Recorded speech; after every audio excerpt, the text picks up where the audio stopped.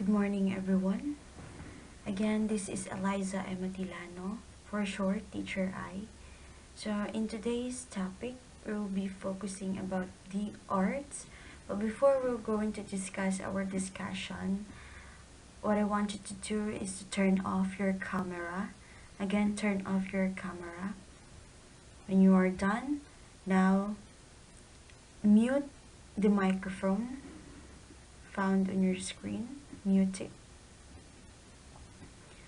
Then, while I'm going to proceed with our discussion, what I want you to do is to listen up, and if you have questions, you can jot it down on the chat box found on your screen, as well as later on after the discussion. If you have questions, you can raise your hands or raise your hand by tapping the hi-fi button again found on your screen.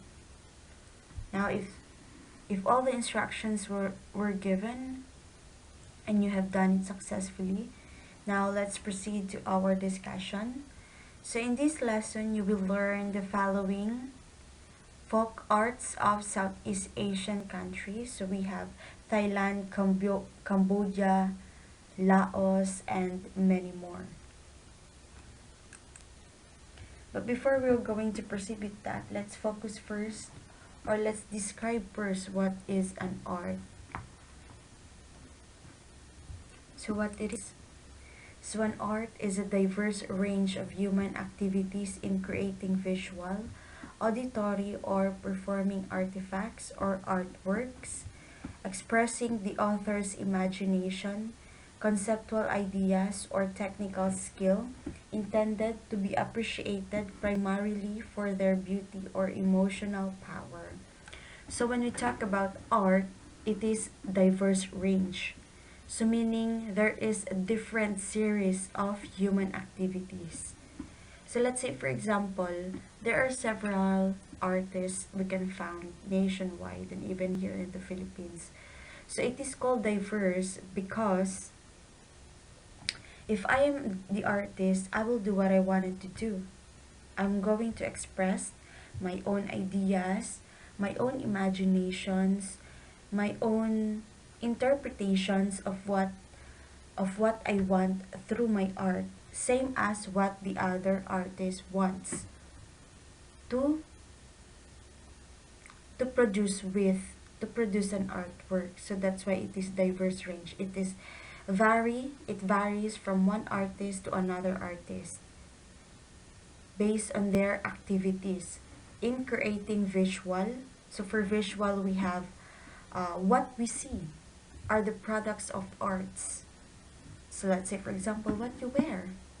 If I saw the design of your clothes, so that is an art.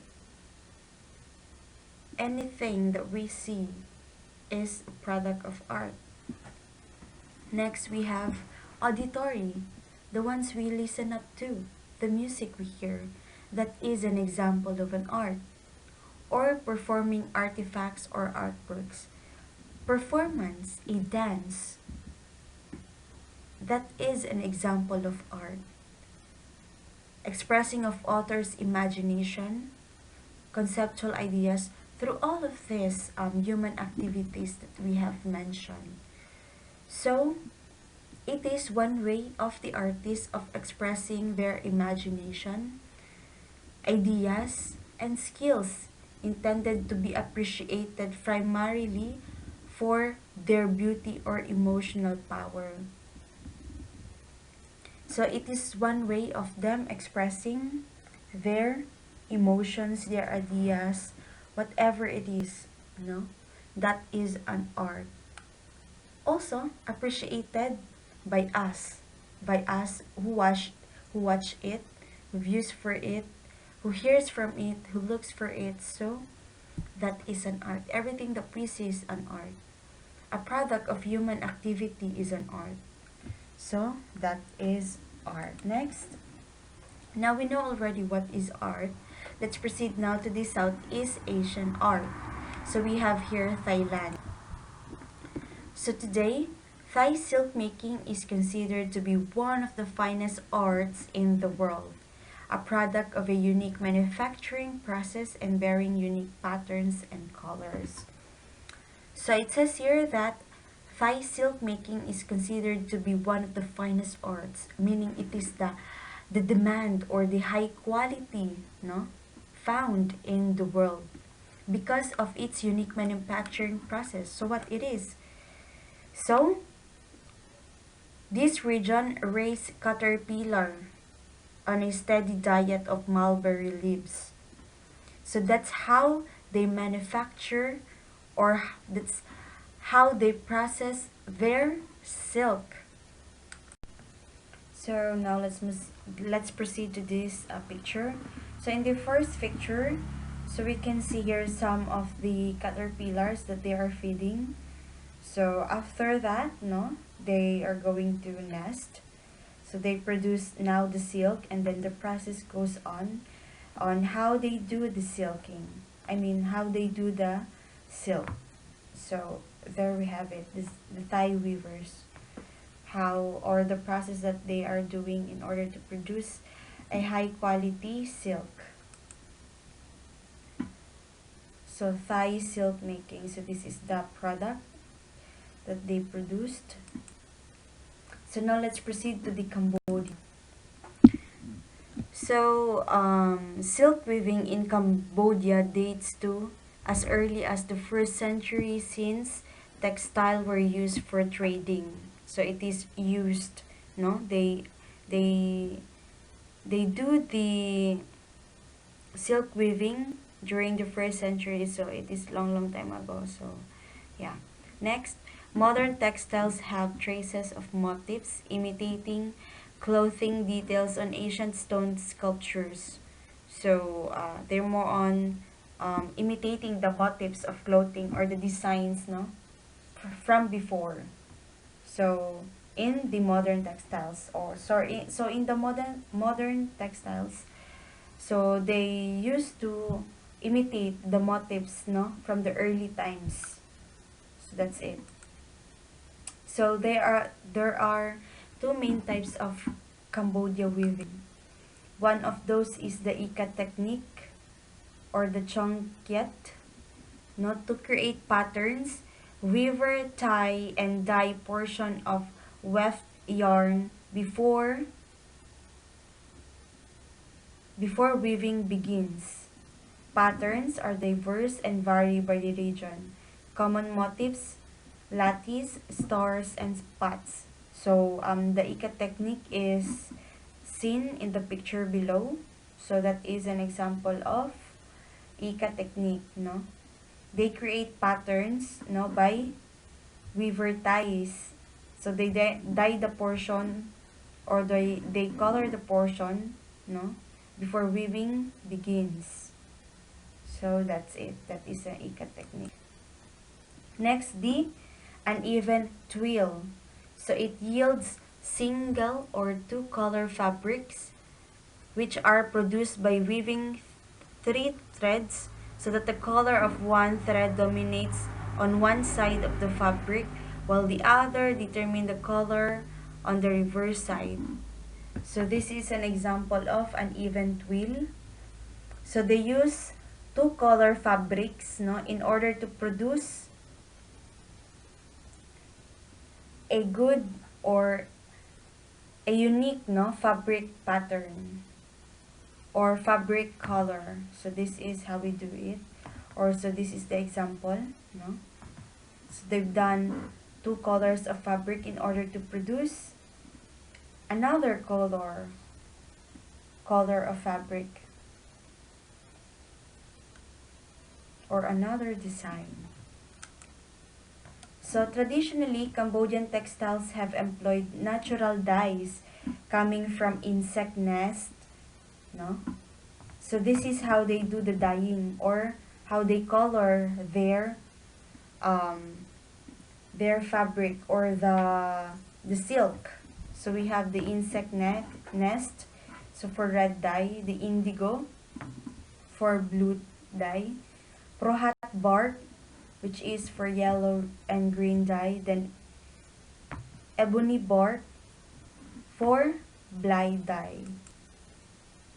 Cambodian silk is generally sold domestically where it is used in sampot or wrap skirts, furnishings, and pidan or pictorial tapestries. Now it has seen an increase in export viability. So Cambodian doesn't wearing sampot chang ben, kiban. So this is a Cambodian silk, no, in the picture below. So this is an example of sampot chang kiban. Okay. So Cambodian silk are sold domestically, no? So this is an example of it, Arab skirts, because it is wrapped, no, on your waist. Okay, next. So Pidan silk, ikat, weaving in vibrant colors, each with Buddhist themes including Prince Siddhartha on his white horse, temples, white elephants, dancers. So this is an example of Pidan silk ikat weaving. So they used characters, no, which was the white horse, the temples, white elephants, and dancers. So that is an example for it. Next, cotton textiles have also played a significant role in Cambodia culture. Today, Cambodia imports most of its cotton. Traditionally, woven cotton remains popular. Rural women often weave homemade cotton fabric, which is used garments and for household purposes. So krama, the traditional check scarves worn almost universally by Cambodians, are made of cotton. So aside from the silk, they have also the cotton.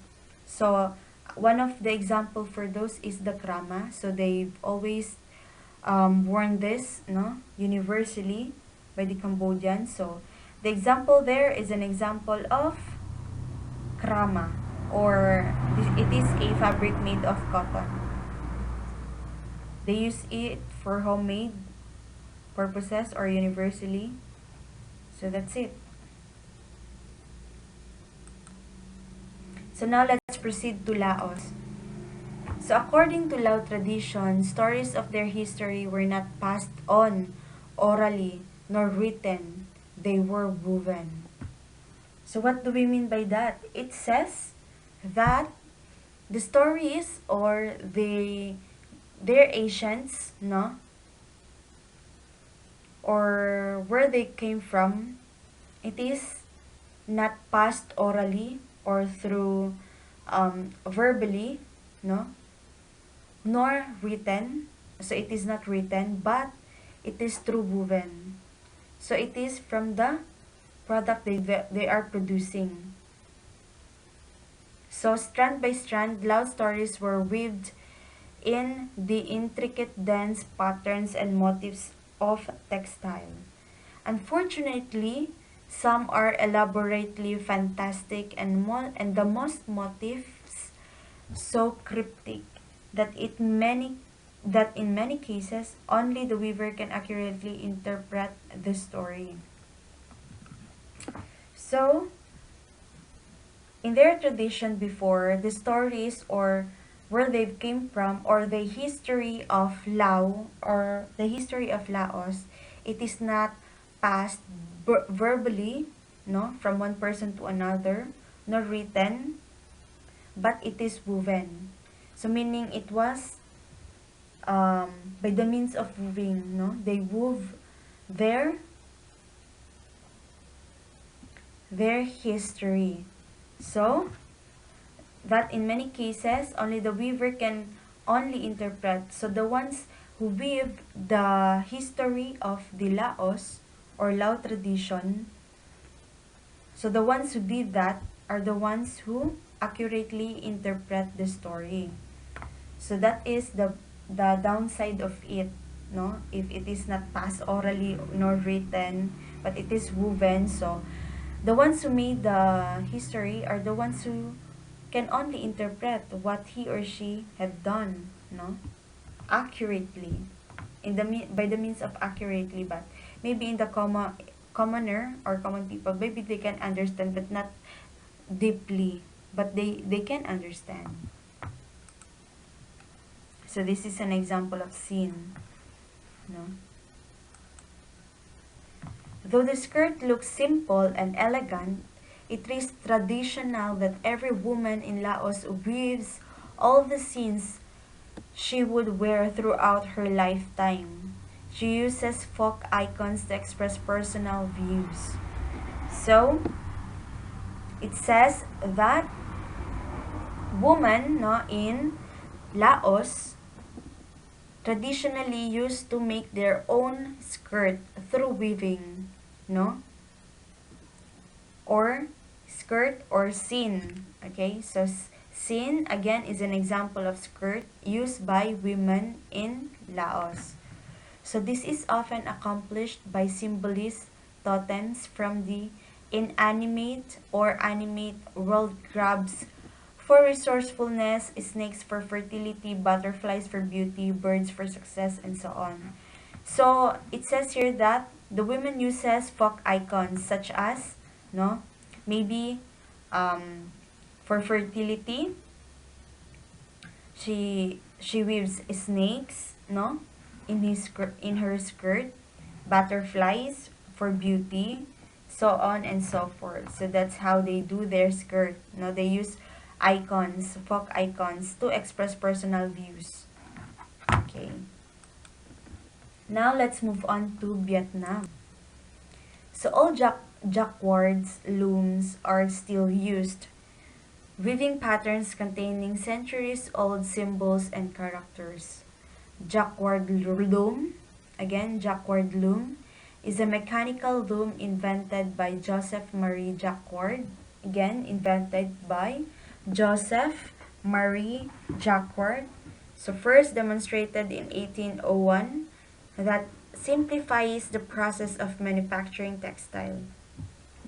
So before, in Vietnam, this is their weaving tool in making fabrics. So they uses the jacquard loom. So this is an example.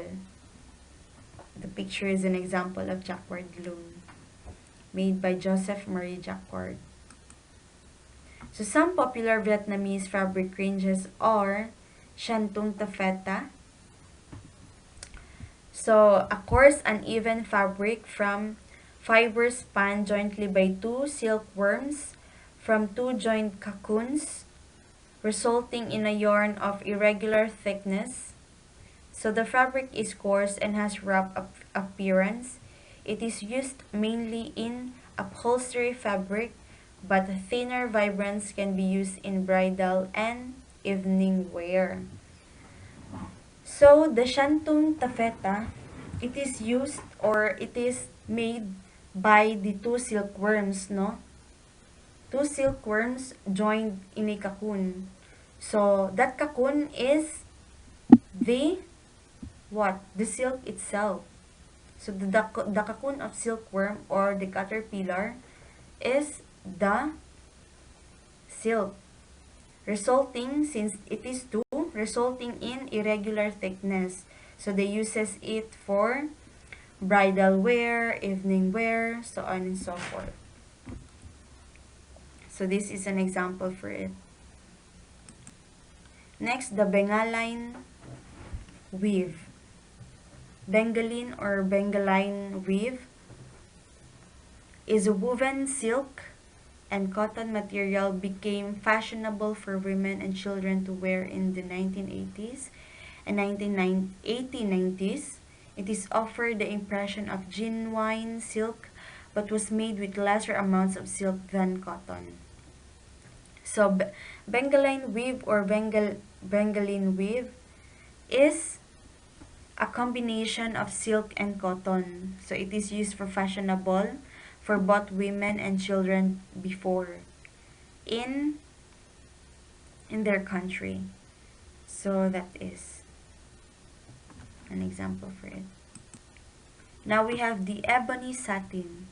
It is an all natural lustre silk hand woven in southern Vietnam and naturally dyed using ebony fruit pods, and fabric dates back over a century but was only recently revitalized by the designer named Viet Chung. So ebony satin is a fabric made of silk, but it is dyed in ebony color, no? Producing an ebony colored fabric silk. So that's it. Next, let's proceed to Indonesia, Malaysia, Singapore. So the fabric most common to both countries is the batik. The term batik is an Indonesian Malay word believed to be related to Malay word titik, which means point, dot, or drop. So again, in Indonesia, no, they uses the fabric, which is the batik. So it is, which means point, dot, or drop. So the drop action refers to the process of dyeing the fabric. So it says that the Indonesian, no, they uses the fabric which is called batik, and batik means titik, which means point. One of those is drop. So when we talk about drop, it refers to dyeing, no, coloring the batik, the fabric, to prevent them. The fabric by making use of resist techniques. So the technique of dyeing the fabric is covering the areas of cloth with dye-resistant substance, usually hot wax. So to prevent them from absorbing colors, this technique has been taught for over 1,000 years. So there are two categories of batik. One of those is the geometric motifs and the freeform motifs. Okay. So that's our the example. Yeah, in Malaysia. So one of those is hand painted. So the artist uses the canting, a small copper container with one or more different size pipes. So that's how they do the hand painted, no? They uses the small copper container to produce batik or to produce fabric. Next, the block printed, done by welding together strips of metal to form a metal block. The metal is then dipped into molten wax and pressed against the fabric in order to make a pattern. So in block printing, they uses metals. So if they are done making strips of metal, now they dip it into the wax. If the wax is already in the metal, they press it.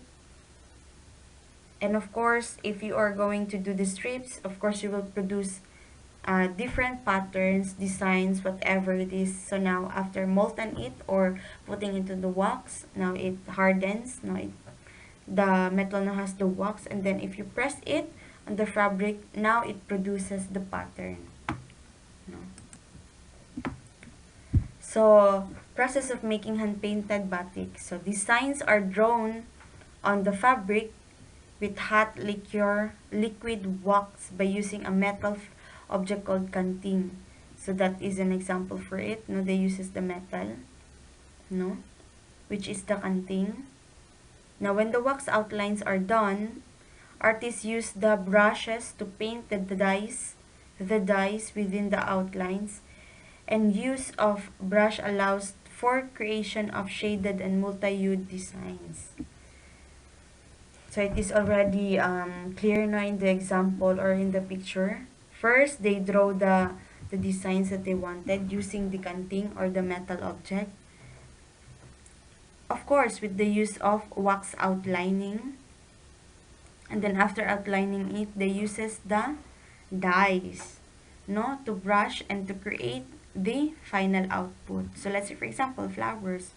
So now they uses the dye to create a more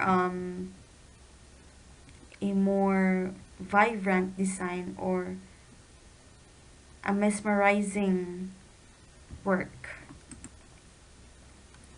So so this is an example of handmade batik. No? Next, process of making block printed batik. So now let's move on to the block printed batik. So in block printed, in block print, canting will be released on a copper block or sometimes a wooden stamp with artistically patterned bottom. So that is an example. So the block is dipped into the wax and printed onto the fabric, which is then deep dyed. The wax will be removed and batik with single color is produced. To create multicolors and complex batik, waxing with different blocks, dyeing and the waxing have to be done many times. So it is very clear in the picture. So they uses this canting, which is the metal, and it has different patterns found in it. Now if you're going to use it as a design, you need to dip it into the wax and then so on and so forth, no? Then dye it. Okay, so that's it. The explanation is very clear in the picture. So this is an example of printed batik. If you want to use different patterns, of course you need to use another canting in order to produce another pattern.